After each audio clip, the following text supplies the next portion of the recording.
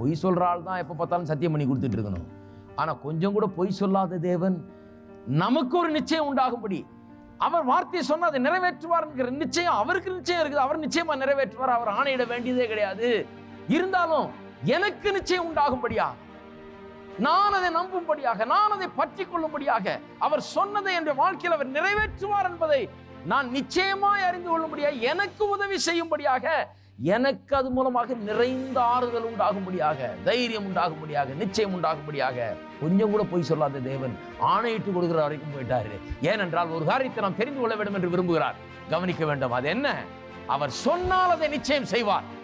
வாக்குத்தத்தத்தையும் கொடுத்து பொய்யே கொஞ்சம் கூட சொல்லாத தேவன் ஆணையம் விட்டு கொடுத்திருக்கும் போது நம்ம இந்த வசனத்தை பார்க்காம குட்டிகாரணம் போட்டிருந்தா எப்படி நம்மள மதிப்பார் அவர்? நாம வசனத்தின் அடிப்படையில் வராம வசனத்துல சொல்லி இருக்கிறீர் ஆண்டவரே, சொன்னபடி செய்யும் என்று கேட்டாதான் நம்ம மதிப்பார் ஒழிய, இவ்வளவு சொல்லி இருந்தோம் அதை நம்ம கவனிக்கிறதே கிடையாது, அதை தியானிக்கிறதும் கிடையாது, அதை புரிஞ்சு கொள்றதும் கிடையாது. ஆனா என் தேவையை பார்த்து கத்த சந்திப்பார், என் அழுகையை பார்த்து கத்த சந்திப்பார், என் கூப்பாடை பார்த்து கத்த சந்திப்பார் அப்படின்னா அவர் வாக்கு தத்தம் பண்ணி ஆணையிட்டு கொடுத்த பிறகு அதை கொஞ்சம் கூட கவனிக்கல. நீங்க மற்றதெல்லாம் பெருசுப்படுத்திட்டு இருக்கீங்க. நீங்க எப்படி பண்ணா தருவார், அப்படி பண்ணா, அது சரியே கிடையாது. இருக்கிறீங்களா?